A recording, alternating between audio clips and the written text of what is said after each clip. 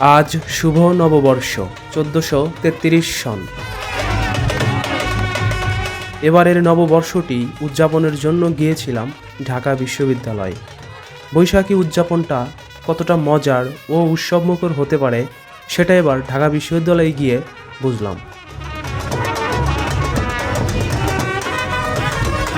এ বিশ্ববিদ্যালয়ের চারুকলা অনুষদ প্রতি বছর বৈশাখী শোভাযাত্রা ও আনন্দ মিছিল বের করে। সেখানে থাকে বিশাল বিশাল কারুকার্যময় ভাস্কর্য ও বিভিন্ন দেশীয় সংস্কৃতির প্রদর্শন,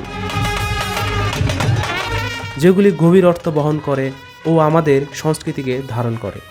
ঘরে বসে পুরো অনুষ্ঠানটি উপভোগ করতে চাইলে ভিডিওটি শেষ পর্যন্ত দেখুন।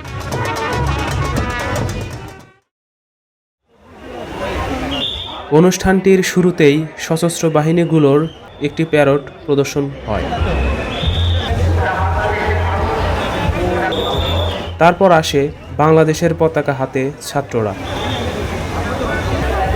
এরপর চারুকলা অনুষদ ব্যানার হাতে বৈশাখের শুভেচ্ছা নিয়ে এগিয়ে আসে। পিছনে মানুষের ঢল। এরপর একে একে ভাস্কর্যগুলো আসে। প্রথমে মোরগ, যেটি নববর্ষের ঐকতান ও গণতন্ত্রের পুনরুত্থান অর্থ বহন করে। এরপর দোতারা। তারপর আসে কবুতর, যা শান্তি বহন করে।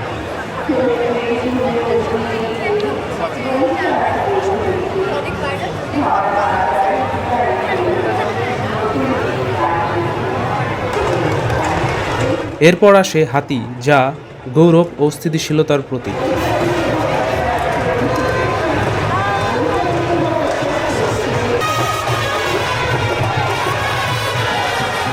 সবশেষ আসে ঘোড়ার পিঠে চড়ায় এক যোদ্ধা।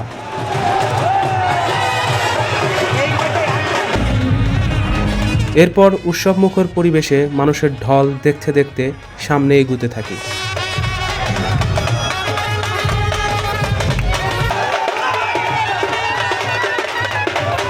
ধীরে ধীরে পরিবেশটি আরও উৎসবমুখর হয়ে ওঠে এবং মানুষ নেচে নেচে আনন্দ প্রকাশ করতে থাকে। আসলে উৎসব মানেই আনন্দ, সেটি যেন একদম কাছ থেকে অনুভব করছিলাম। সাথে সাথে বাংলাদেশের পতাকাটিকে সুন্দর লাগছিল। আর এত মানুষের সমাগম সেই আনন্দটিকে আরও বহুগুণ বাড়িয়ে দিচ্ছিল। সময় বাড়ার সাথে সাথে উৎসবটি যেন আরও আনন্দময় হয়ে উঠছিল।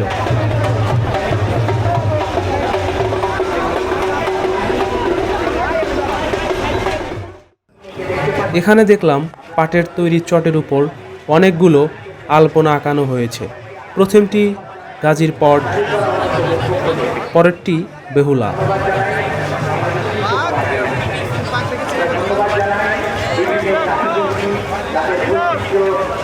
তারপর সম্রাট আকবর, যিনি বাংলা সন ও নববর্ষ চালু করেছিলেন। তারপর বনবিবি,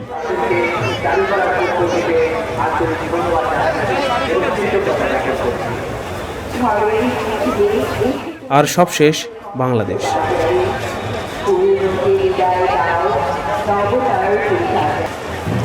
এরপর আদিবাসীদের বিভিন্ন ঐতিহ্য প্রদর্শিত হয়।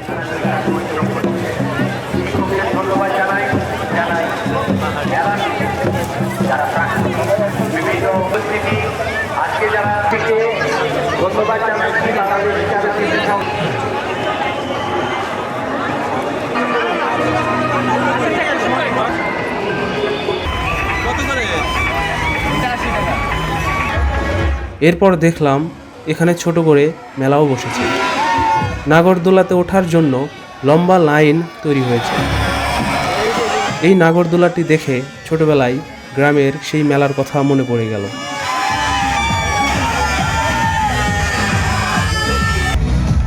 এরপর আরও দেখলাম ঘূর্ণন নাগরদোলাও আনা হয়েছে।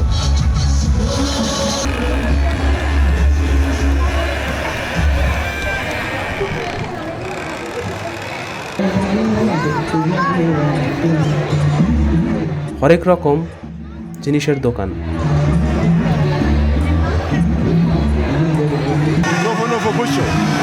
আদিবাসী মৌ সম্প্রদায় তারা নববর্ষকে চাংটাইন বলে। পাখিরা ছাড়িছে পাখা, কাঁপিছে তরুর শাখা। সবশেষ এই অনুষ্ঠানটির মধ্য দিয়েই আজকের উৎসব ও বাংলা নববর্ষ উদযাপনটি শেষ করি। ঝিকিমিকি করে ছায়া কাঁপিতেছে থরথর।